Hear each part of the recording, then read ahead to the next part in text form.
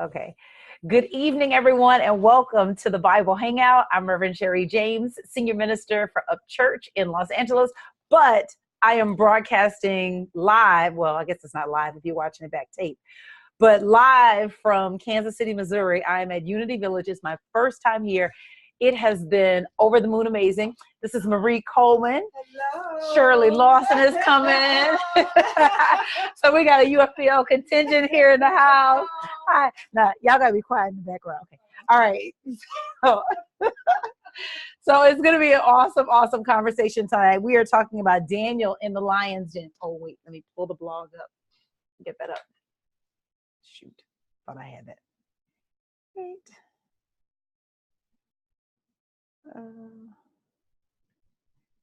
Sherry blog. So little housekeeping thing. Something's still going on with my website. Somebody tried to go and see it and it was like blocked, and then somebody else said they've got a phishing email. So I don't know, but what I started doing was I did publish the blog on my personal Facebook page, so you at least can have the information there. And of course, I've been recording the blog as well, which you can listen to it if you're on the go. Let me get my screen together here. All right. So now tell me, you guys can see this this slide, right? You can see the single slide, because last week it was just the logo and that was completely unintentional. So let me know if that is not the case and I need to fix that, but you should be able to see just the single slide. All right, so we've been working for the last several weeks through Your Faith is Your Fortune with Neville Goddard, and you guys can ask questions. Like, this is very, okay, all right. I don't mean to be quiet. I just meant like, don't talk amongst yourselves. Okay, all right. We're in class, right. And so the question that we have tonight is, do you know the key to overcome obstacles? That's the conversation that we're having. Do you know the key to overcome obstacles? And so I've got announcements, opening prayer. We're going to talk about what is that key to overcome obstacles, and then 6 ways Reverend Della taught me to overcome obstacles. And then, of course, Q&A, but please ask questions throughout because that helps guide the conversation. I think it's so important to know your why. Let me check this because I want to make sure I got it. Oh, Alita says she has to turn off her antivirus to join the site. Mercy. Okay, well, I'm working on it, but in the meantime, I'm also simultaneously publishing the blog post to my personal page on Facebook, and you can locate me there and get the blog there while I sort out whatever this online issue is. I think it's important to know your why.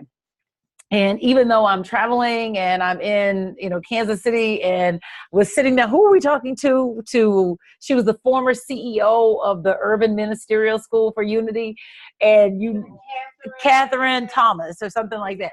So even though I'm like, yeah, Dr. Catherine Thomas. So even though I would love to be sitting in that conversation, it's so important to me to support you in your spiritual growth, that this is one of my non-negotiables, that wherever I am, barring any unforeseen circumstances, I am right here on Thursday nights. I'm committed to helping you awaken to your divine nature. And the movie that I love to cite, because it's without the gun, I'm not coming at you with a gun, is the movie Inception, because that movie really captures what it is to present an idea to someone, to implant it in their mind in such a way that it becomes their own. Now, I hear some background noise. I'm going to mute somebody. Who is that? I can't find it. Okay. All right. If you hear the background noise, that's not me, but please mute yourself because it helps just with the sound. If you want to support the Bible Hangout, a gift of any size is greatly appreciated. You can go right to revsherry.com. And what that means is it pays for the virus software, like on the website. It pays for the web hosting. It pays for the Zoom cost. That is a cost to do that. And so if this blesses you and you want to see this ministry go somewhere, then please consider making a gift of any size. And you can do that right at revsherry.com. The scripture for this series is, therefore, I tell you, whatever you ask for in prayer, believe that you have received it and it will be yours. And that's Mark 11:24. Mark 11:24. And so right where you are, if you would just relax and let's just be open. I feel like the Father has something amazing for us. I learned an affirmation tonight from Reverend Phil Pearson. He said, I look upon that which is before me with wonder. Miracle follows miracle, wonders never cease. And holding on to that affirmation has created a life of miracles, going to college full ride, getting scholarships that he didn't apply for, meeting the love of his life, Dorothy Pearson, who was personal protege of Charles Fillmore. Really, he has just lived an incredible life. And so I just open my heart and my mind and I ask the Father to help you do the same so that you may live the miraculous life that is yours to live. It belongs to you, is what you should have. And I ask that whatever is prepared tonight, that it somehow fits into the puzzle of helping you understand how to live more fully in God. I bless you to receive this information. I thank God for this platform. And I'm excited about tonight. In the name and nature of the one that is called the Christ. It is so, and so it is. Okay, do you know the key to overcome obstacles? So I had the distinct pleasure of working with Reverend Della for the last decade of her public ministry. And so the conversation I want to have tonight is to share with you what she taught me about overcoming obstacles. And I'm going to use the framework of Daniel in the lion's den, because there is a way to come through the experiences that you have unscathed. And I watched her. I watched people attack her. I watched people steal from her or mistreat her. And I watched her be able to come through that experience completely unscathed. And so I want to share with you some of those lessons. And I want to use Daniel in the lion's den as the backdrop for that conversation. But I want to tell you that the key to any of this is your attention. The key to any of this is your attention. Where is your attention? And we're going to talk about what are those things that you need to do in order to move through the lion's den. And what are the lions? The lions are those problems that seem intractable, that they don't seem like they can be reduced. They're so big, they've been plaguing you since for as far back as you can remember. They have touched your life. You know, like you could go through something where, you know, perhaps you had a time in your life where you had a lot of money, but then you went through some lean times, and the lean times lasted so long that they changed your character, or you feel like your character has been changed.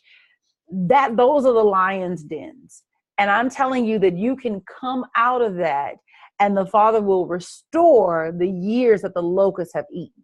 That there is a way of moving through the lion's den. And I want to share with you the lessons that my spiritual mother taught me to teach you how to do that for yourself.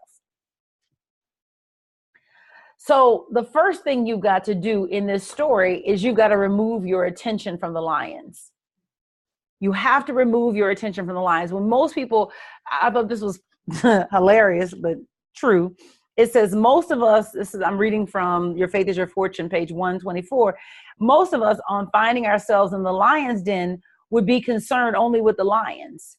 We would not be thinking of any other problem in the whole wide world but that of the lions. And yet we are told that Daniel turned his back upon them and looked toward the light. That was God. You've got to take your attention off of the lions. I'm telling you that the appearances dance so vigorously in your face that it feels like you would be irresponsible for taking your attention off of it. But that's the only way. Charles Fillmore, co-founder of Unity, says, in the story of Daniel in the lion's den, we have illustrated loyalty to God or loyalty to the divine law. And so the Daniel part of us, that's the part of us that discerns truth or interprets the law. And so when we find ourselves in the midst of the problem, what we really have to do is take our attention off of it. Now, so Reverend Della asked me to be her assistant minister in 2009. It was about March 2009. And not long afterwards, she sat me down at her kitchen table because there was an article coming out in the National Enquirer And it was a story about her smoking weed and had something to do with her assistant. It was like a scandal. And this, now mind you, this is before weed is legalized. So you got the angel from Touched by an Angel smoking weed. And so she sat down and you know, I don't remember all of what she said to me, but she was just kind of telling me this story is coming out. I want to kind of prepare you for it or whatever. But I think what like I remarked on was that she seemed more concerned with how it would impact me than with the story itself. And once she told me, you know, share with me and was like, you know, she wasn't asking me to react in any particular kind of way. She was more just giving me a heads up and, you know, do with it what you will. And then she never mentioned it again. Like it never came up again. She didn't talk to the congregation about it. She didn't have another conversation. I mean, it never came up again. And what I noticed is that she was poised. The story came out, it got picked up by TMZ. So it's everywhere. Is that because the angel Touched by an Angel is smoking with getting high. Right? And she never mentioned it again. The guy who took the story to the National Enquirer came to church one Sunday. I don't know what he was expecting. I'm not even sure. She never broke her poise. You have to take your attention off of the lions. Now, I saw her do that many, many times. That's not the only time, but that is the one where it just was like, who is this woman? Like, what is she made of? Because I know if somebody had gone to the National Enquirer with a story about me and then gonna show up at church on Sunday, oh no, that's fighting time, right? That's that time when it's like, you know what? Wait. Right, you're gonna be in the introduction. You're gonna be part of the point. You might be part of the benedictory prayer. I'm at least have to do a forgiveness treatment. She never mentioned it. It never came up again. And so that's the thing with the lions, is that you have to take your attention away from it so fully that it is as if it does not exist. And you do have the ability to do that. It seems like you doesn't. It's like you don't. But you really, really genuinely do. You have the ability to take your attention. And then you got to know the truth about the lions, right? You got to know that it's just an appearance. You got to know that it does not have any truth in it. And so you have to be able to discern that. So in the story, King Darius starved the lions before he put Daniel in the pit. They good, right? And so we have appearances like that in our lives, where the appearance itself feels ravenous, like it's just gonna rip us apart any second. And the thing is that you have got to take your attention. The way you keep the lion from eating your butt, how about that? The way you keep the lion from eating you is you give your full attention to the solution. Because every problem, the moment the problem appears, the solution appears. Instantaneously, there's no delay. If there's a problem, the solution is present in this moment. But you can only see what you have eyes to see. And you can only hear what you have ears to hear. And I'm going to butcher this story because it's not my story, but I heard it last night when I listened to Reverend Derek Wells' sermon on listening. And he talked about basically training the ear and what are you listening for. And he tells a story of this guru and this average person, and they're in downtown Chicago. And the guru says, "Do you hear that cricket?" And the average person says, "What are you talking about? You hear that cricket?" Like, are you kidding me? Like, there's all this other noise going on. How do you hear cricket? It's like, I can't. I would have to study for years to be able to develop that kind of discerning ear to hear cricket in downtown Chicago. And he says, no, I'll prove to you that you can. And so he takes the change out of his pocket and drops it on the ground. And literally, as the coins bounce around, various people in their vicinity turn around to see that if it's their change that has fallen on the ground. And the question is, you still got all the noise that's happening. How is it that you heard that sound? And what it really pointed to, it was such a powerful lesson. I told Derek, I was like, it was smoke coming off my iPad when I was listening to that sermon. But what was so powerful about that is to realize that we could all be those people that hear that change. I know when I've heard change fall on the ground and turn to hear, is that my change? Because my ear is trained for that. And so the problem is present, but the solution is also present. And it's simply a matter of what is your attention trained to perceive. And your attention is what you see, it's what you hear, it's what you perceive with your senses. What are you trained to perceive? And so Reverend Della, when we first moved into First Lutheran, she fell like the first Sunday. It was like, I feel like it was September 2008, but somewhere around there. And Reverend Della literally walked into the platform, and there was a step, like to step up to where the platform was. And she missed the step and fell. And she broke her leg in multiple places and her shoulder, and she's 78. And before they wheeled her out on a gurney, she was insistent, continue this Sunday service. Don't you stop church. Go finish church. So we finished church.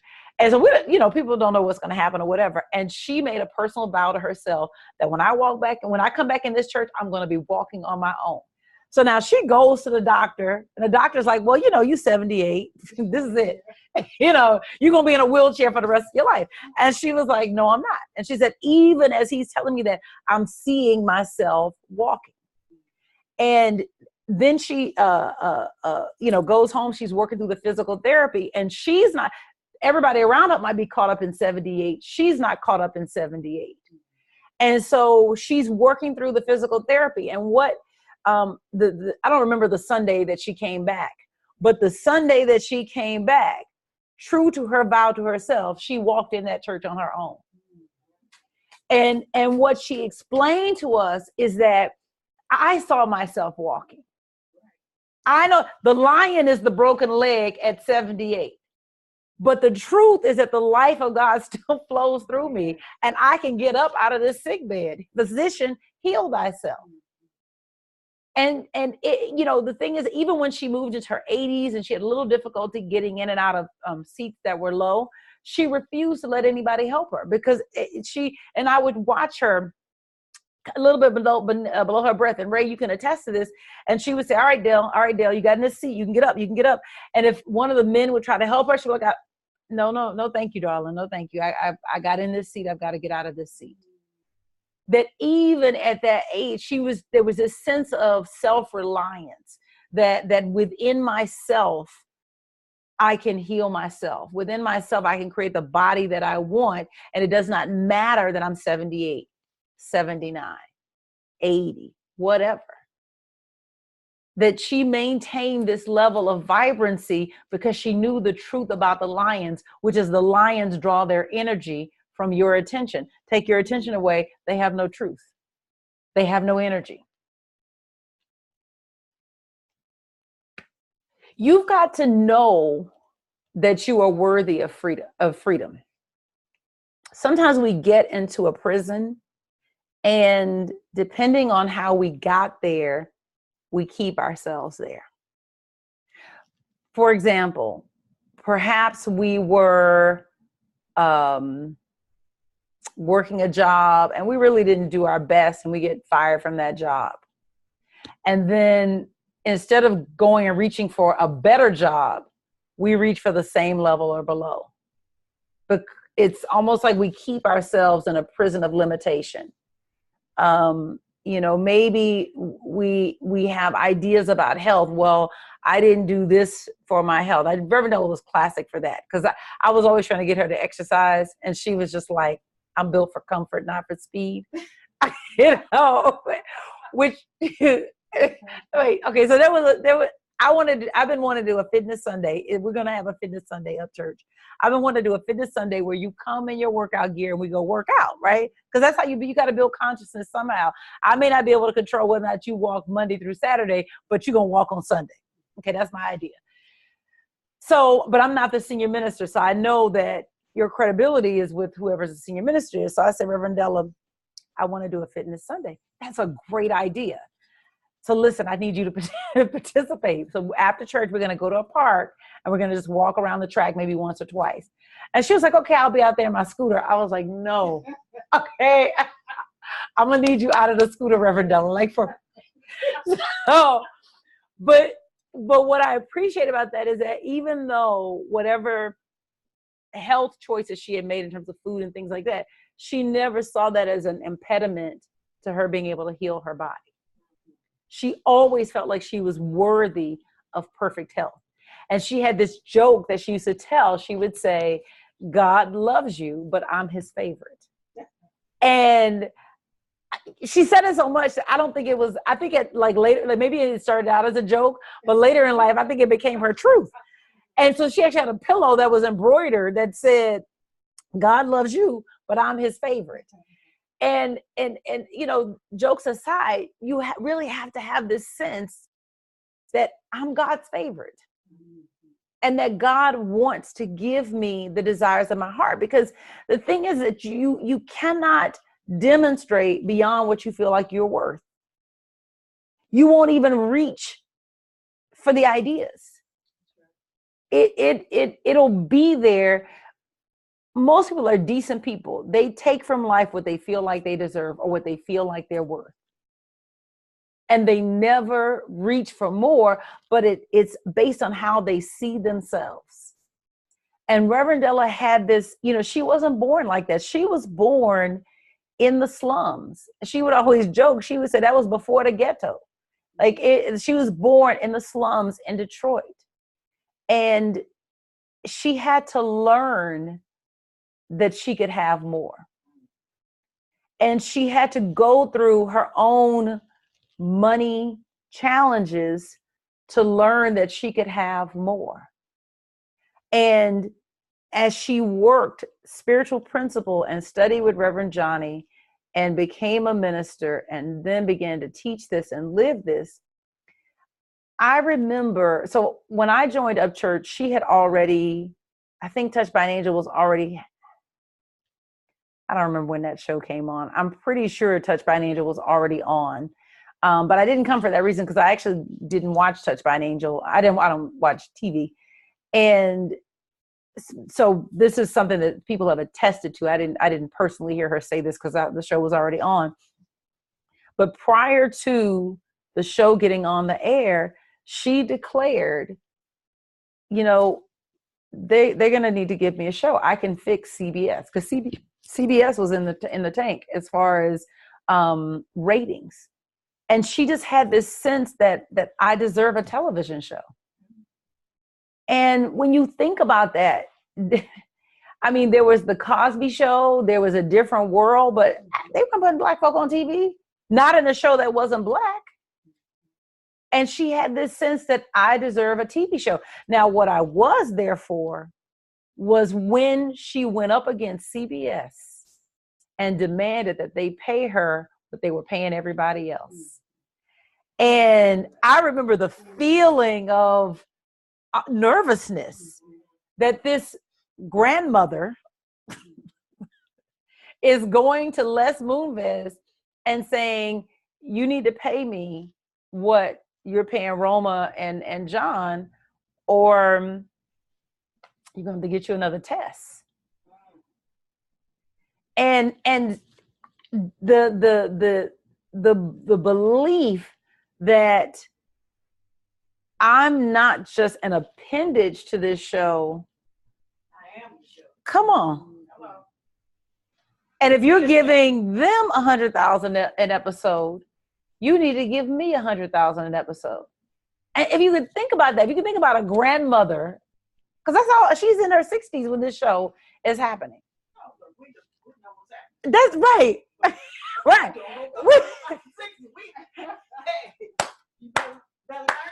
Right. This is a grandmother going up against CBS saying, I deserve $100,000 an episode, and willing to walk away from the show or give me my money. And they gave her her money. They gave her her money. They gave her her money. So, yeah, yes. Wait, what's song? Give me my money. Oh, I don't know that song. All right, you have to teach me that song. Okay. All right. Apparently, there's a little Gambino song. I'm not up on. Listen, my 4-year-old came in last week and said, Kiki, do you love me? Don't ever leave me for a zombie. I said, is that what the lyric says? So I'm not up on pop culture. I've got a couple of comments. Oh, and she said, they can't hear you. Okay. All right. They can't hear you. They can't hear you. All right. I'll make sure I repeat the comments. She was singing a little Gambino song. I do know who that is. Okay. I think so. Childish Gambino. Childish Gambino. Okay. All right. But get your money. Get your money. Yes. But you really have to, you have to know that you're worthy of freedom. You have to know that no matter where you are and no matter how you got there, that it's okay for you to have what you want. That when she fell off the platform at 78, she had to know that even though I'm 78, I'm worthy of a whole body. And sometimes we make excuses for why we are in the prison that we're in for reasons that really don't have any basis in reality. And there are no qualifiers on whether or not you should be out of whatever limited circumstance you're in. God created you to be free, but he can't give you what you won't feel like you're worthy of. There'll be no place for it to sit in your life. Sherry, one of the golden spiritual nuggets, see if I've got it. It's on freedom. It says, freedom doesn't happen when you're liberated. It happens in the mind before you. Oh, I love that. Okay, so I'm gonna repeat that. So Reverend Shirley Lawson wrote a book called Golden Spiritual Nuggets. You can find it on Amazon. Not on Amazon, but okay. On the website. Okay, on the website. So Golden Spiritual Nuggets. And so one of the nuggets is that freedom doesn't happen when you're liberated. Freedom happens in the mind before you are liberated. And I think that's so powerful. So listen. So I'm getting ready we're starting a new series at Up Church on the Millionaire Joshua, which is a great book. The Millionaire Joshua. Yeah, powerful book. Yes. And one of the things that I remember, when I was teaching, learning the internet, learning how to do internet marketing and how to just kind of develop myself as an internet marketer. And one of the things that people said is that you don't teach what you haven't demonstrated. And so that made me a little gun shy because, there were things that I hadn't, like, for example, one of the things that I work with are headaches. That's something that I am still working on, that spiritual healing. And I've got a little bit of a button on that. So I'm always nervous to teach spiritual healing because it's like, girl, you still deal with headaches. But I was reading Catherine Ponder's The Millionaire Joshua, and even while she was still broke, she started teaching prosperity. Yes. You have to. You'll never get the consciousness if you don't teach it. You'll never get the consciousness if you don't teach it. And so it's just to realize that is to begin to reach for it and to speak it even before it appears. And so that freed me so much with Catherine Ponder because, she's the guru. She's up there with Edwene Gaines. She's one of the heroes of New Thought as far as teaching prosperity on that generation. And to realize that she, in the book, she's talking about the first class she offers. She teaches a class on prosperity, and all the people in the class got prosperous. But she was still living in a one-room furnished apartment. Right. So the this sense of worthiness, sometimes we close ourselves off because we've got these reasons. Well, I haven't demonstrated it yet. I haven't proved it yet. But you'll never prove it if you don't go ahead and start reaching for it. Number 4, relax, relax, relax. So this is what Neville says in the book. He says, don't be anxious or concerned as to results. And I wrote that we keep the walls of our self-made prisons erect when we work on the solution, but we get anxious for results. Learn to work the plan for your solution in a state of peace. And so you have to calmly accept that the solution for your problem exists and it can be yours. Your simple acceptance of the solution acts like a seed dropped in fertile soil. When you worry or you're anxious about it, it's like holding the seed in your hand, but hoping that your hand is going to do what only the soil can do. You have got to let it go. You have got to trust that when I accept my healing, when I accept my prosperity, that when I accept it in my mind, when I have faith in it, that it is so, that faith does the work that consciousness needs. You know, when Touched by an Angel was a huge marketing engine for Upchurch. Upwards on a Sunday, we'd easily have 500 to 1,000 people. We're in a hotel, 500 to 1,000 people in a hotel. I mean, it just, you know, you had to get there early enough if you wanted a seat, because otherwise there was no overflow room. You just have to go home. And when Touched by an Angel went off the air, the attendance fell because we had so many people that were just coming because they wanted to see the angel test. And the attendance fell because, well, you know, I mean, she's still a star, but she's not a star on TV. And and there was a point at which we had moved from the ballrooms and we had moved to where we are right now at First Lutheran. And Sunday service was, you know, we'd have 70, 80, 100, 125, somewhere in there. And there was a Sunday where we got there and it was just like, it was particularly just low. And at this point, I'm, you know, her assistant, I'm sitting next to her on the platform and we're just waiting for service to start. And I remember her being frustrated. She wasn't talking to me, but she was kind of muttering under her breath. And she was like, all right, Father, you're going to send me some more people, you know? And then she just kind of calmed down. She's kind of calmed down.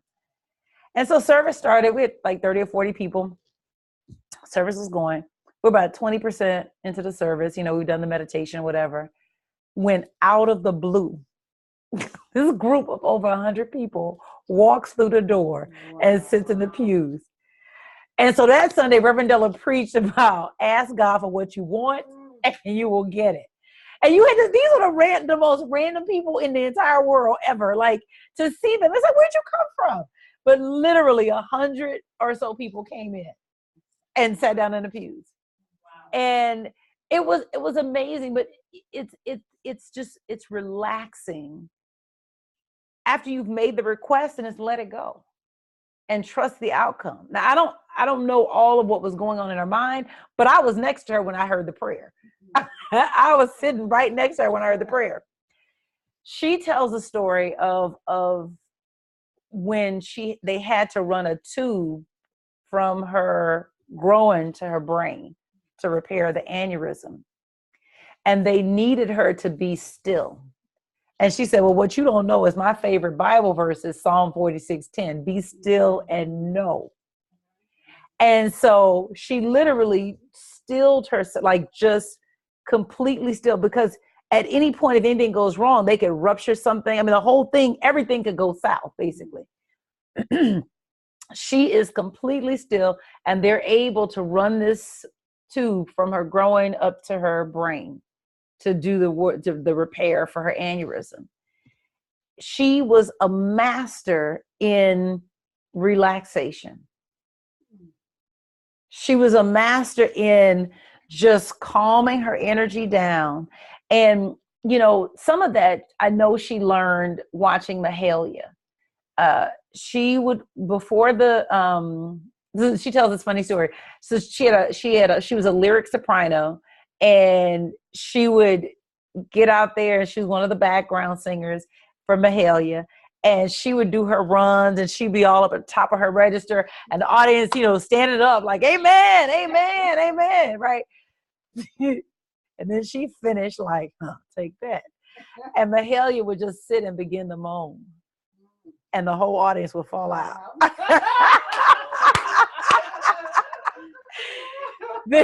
And so what she learned from her was how to center yourself and get in touch with God.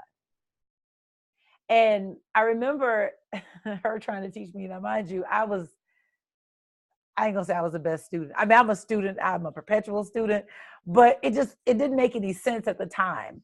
And so she was trying to teach me, and she was saying that, you feel it here. And I was sitting at the edge of her bed. She was sitting on her bed. She used to joke that I do a lot of entertaining in my room. Don't take that the wrong way, because people would come over and they would hang out in her bedroom. And so she'd be seated in her bed, and then I would sit like where you're sitting. I sit on the edge of the bed. And so she was explaining it to me, and she would say, you feel it right here. And then she would just go in, and I'd be sitting there, I squeeze, trying to feel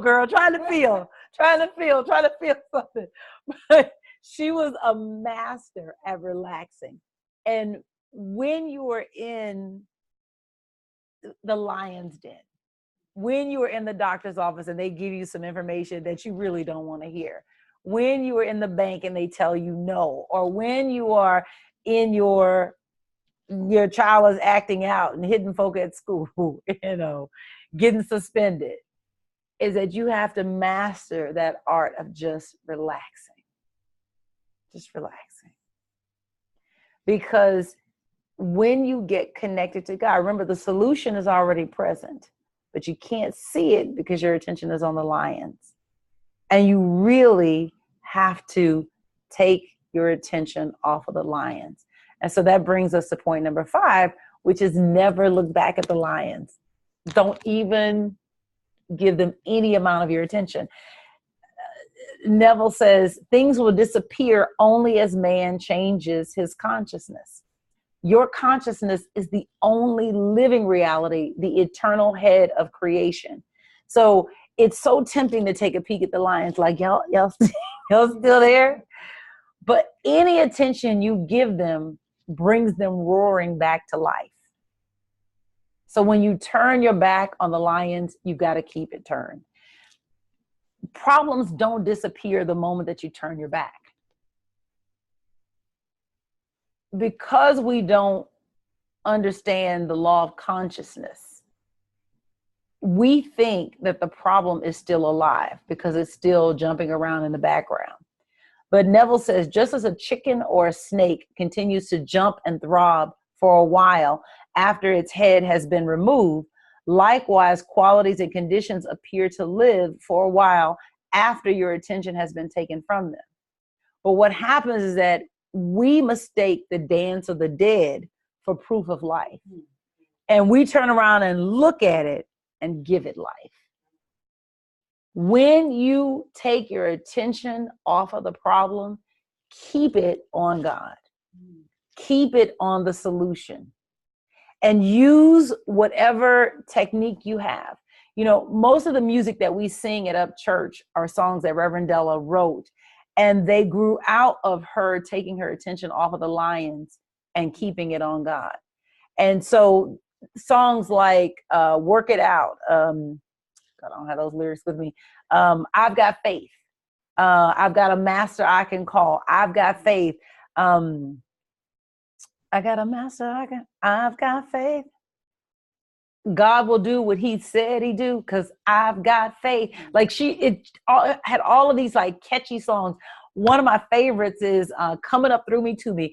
Coming up through me to me is every little thing I need to know. Coming up through me to me is everything I need to help me grow. All I have to do is try. I can fly, I can fly, I can fly. Coming up through me to me is my God. And all of her songs grew out of her keeping her attention on God. When she would be in the midst of, there was a point in her life where her business manager stole all of her money, over $250,000 from her. There's a song that came out of that, keeping her mind stayed on God, coming out of the aneurysm and being healed, and the miraculous way that came about, because I mean, literally what she needed to make it possible for her to live beyond the aneurysm, the technology was in Japan and the doctor was in Toronto, Canada, and she's in the Midwest. And so for all those unlikely elements to come together, where they told her that, you're not going to have a normal life. She was on the Johnny Carson show. This is pre-Touched by an Angel. This is pre-Harlem Nights. This is pre all of that. None of this has happened yet. And they're telling her that you had this aneurysm, you're going to have a life that's compromised if you survive. She had Johnny. Reverend Dr. Johnny. Yeah. And Reverend Dr. Johnny Coleman. Yes. Had some people that she called, and I was one of them. Girl, come tell that story, Shirley. Come tell that story. Okay, so wait a minute. I didn't know that. Hold on, let me give you that microphone. Hold on. Tell me that. Okay, guys, this is Reverend Shirley Lawson from Christ Universal Temple. Oops. Go. Okay. I remember when that happened, and Reverend Dr. Johnny Coleman was her buddy, her best friend. And Reverend Dr. Coleman, she called some people that she felt would be able to hold the consciousness of healing and see her perfect, whole, and complete.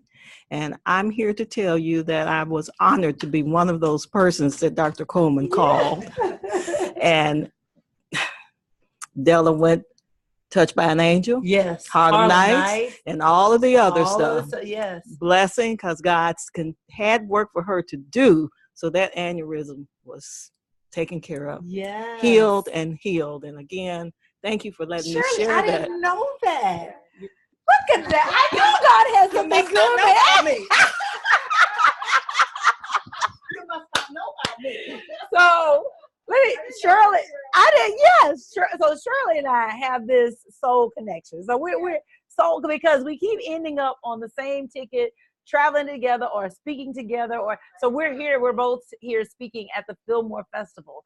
So okay, I did not know that, Shirley. Thank you for that. Oh, okay, all right. So yes, so when you take your attention off of the lions, the main thing is not to put it back. But I'm glad you said that, because sometimes you need help keeping your attention off the lions. Don't think this is what you have to do by yourself. We have a member in our congregation right now, and I won't mention her name, but a member right now who's going through a health challenge. And right now, weekly, Reverend Cherie and I meet with her and pray about that health challenge. And it is reducing the appearance of the thing in the body. And that's because you remember, Reverend Mary Tompkins we didn't even know that her sight was not there. And nobody can hear you, girl. You got to come back over. All right, Shirley. So to attest to having people pray with you, not for you, but with you. I remember when Reverend Dr. Mary Tompkins was having a health challenge, and it was with her eyesight. I was led to call up about 12 people. I wanted 12 ministers who could stand strong with her. And we started a prayer consciousness team where every Monday for 2 years, we prayed with Reverend Mary. And when Reverend Mary made her transition, she was not blind. Wow, that's powerful. Oh, that's powerful, girl. See, y'all didn't know God had this for y'all tonight. You had no idea that this is what God was going to give you tonight. Joe says, so it's when the person is ready. Yes, but listen, people can stand with you.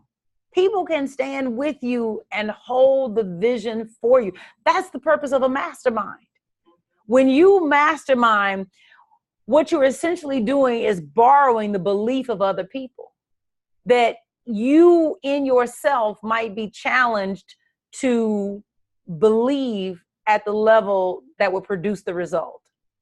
But there are other people who come together who are believing for you, impacting the energy that you receive, the impacting what you receive from God. So, oh, that's good. That's good. That's good. That's good. That's good. Oh, I didn't know that was coming out tonight. Thank you, God. Thank you. What did Phil Pearson said? He said, I look upon that which is before me in wonder. Miracle follows miracle. Wonders never cease. So Phil Pearson I heard him say it, and then I went and asked him for it. I went and asked him for it. And so Phil Pearson, if I can tell the story right, so he was married to Dorothy Pearson, who was a protege of Charles Fillmore. He is a unity minister. He's now VP over education. Was it education? He's VP over something with Unity, but he helped found or grow the church, a Unity Church in Hawaii. He helped found and grow the Unity Church in Sacramento, Seattle, right? And the one in Maryland. So he's phenomenal. Yeah, he's phenomenal. And he talks about living this miraculous life, but you can see it in his energy. It's so light and so open, and what it takes to look at what you're seeing and wonder. Like, when we look at the circumstances of our lives, we don't look and wonder. We look at like, okay, I saw this yesterday. So it doesn't have any, you don't see the magic in it. You don't see the wonder in it. And you have to get to the place where you treat every moment as if it's a miracle. And then it becomes that for you. So the last point I want to leave you with is to realize that the lion's den shapes you. Every problem that you successfully solve releases an element of your gifting. Don't fear the lions. Defeated, they release gifts and talents that you may not have found otherwise. When you overcome obstacles and put to bed long-standing problems in your life, you gain a level of spiritual confidence that nothing can take away from you. I'm in the process of finishing this book that's powerful called The Awakened Woman by Dr. Tara Rai Trent, Dr. Tara Rai Trent, The Awakened Woman. And what she talks about in this book is that when she came to the U.S. from Zimbabwe, she knew that she was resolved that she was going to get her education. She wanted an education. She wanted to get all the way to a PhD. And so she came to the U.S., she got her bachelor's and she got her master's and she got her PhD. But before she's getting ready to go and defend her PhD, fear grips her. And she's so afraid that, what if I've come this far and I fail? There's so much riding on this because that when I accomplish this PhD, I not only heal my past, but I change my future through my children who have seen me get this far and accomplish this. And so it's to realize that when you're going through the lion's den, when you're going through whatever you have to overcome to become who God created you to be, that you are being shaped for something wonderful, and you're being shaped if you will keep going. Often what happens is we get in the lion's den, we pay attention to the lions, and then we're sitting there having a pity party with the lions as they eat us to death.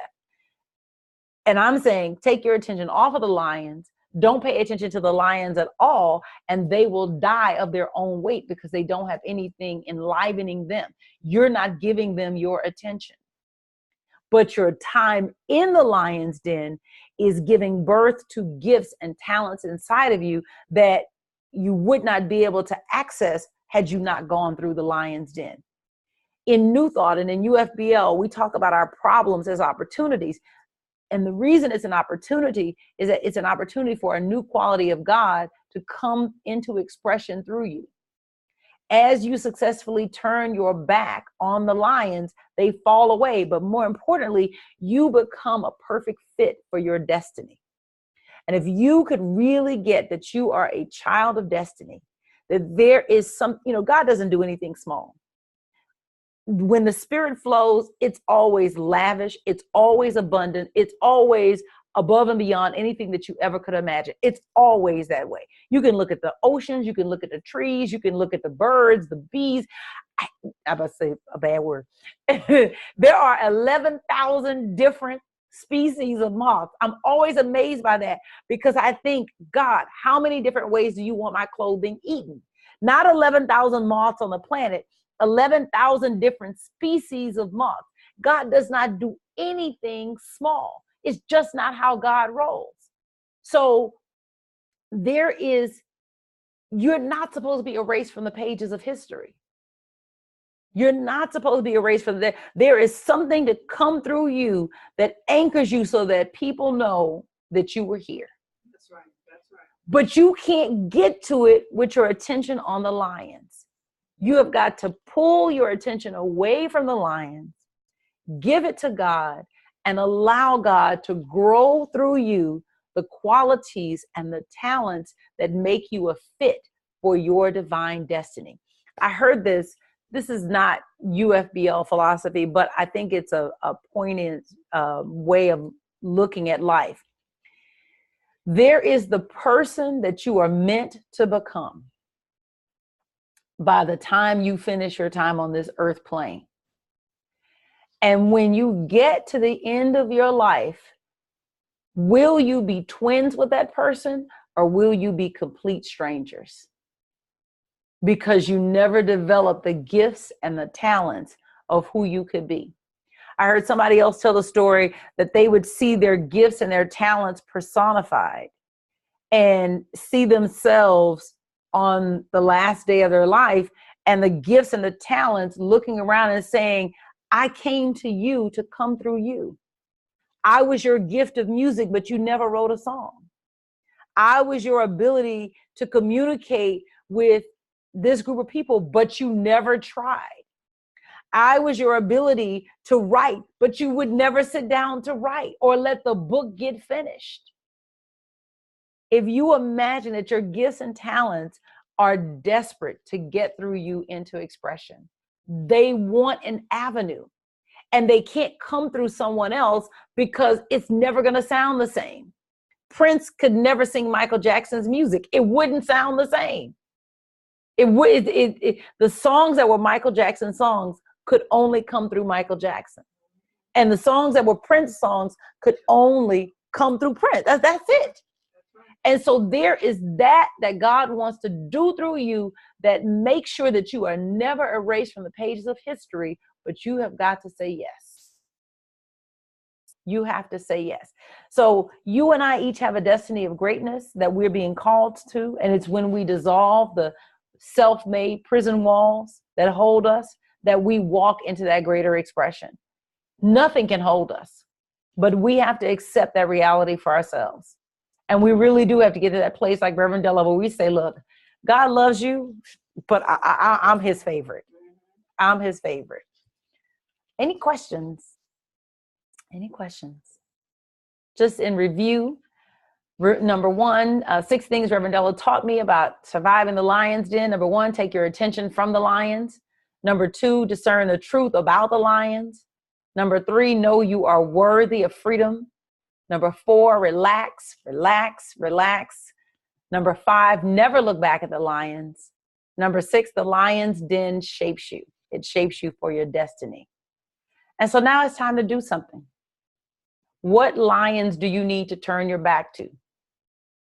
What lions do you need to turn your back? And then before you move to the next task, choose the lion that you're going to ignore. Is it the lion of debt? Is it the lion of health?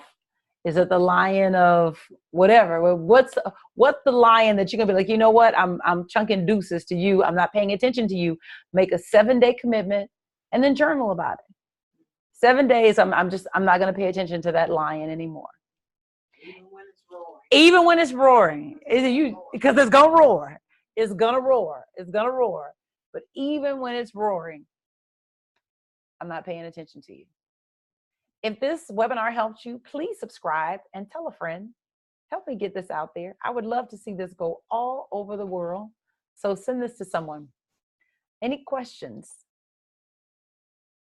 Any questions? Just checking the chat. Uh-oh, I do have a comment. Hold on. Brenda says, this was definitely for me, working with a lion. Thanks so much. Yes, we all got a lion because it's part of how we get shaped into who we're meant to be. Thank you, Joe. Thank you guys for tonight. Yay, we made it. Thank you to Marie and Reverend Shirley. Thank you guys. Have a good night, and I will see you guys next week. And we will be talking about fishing. Cast your net on the right side of the boat. Fishing. Yes. Have a good night, everybody.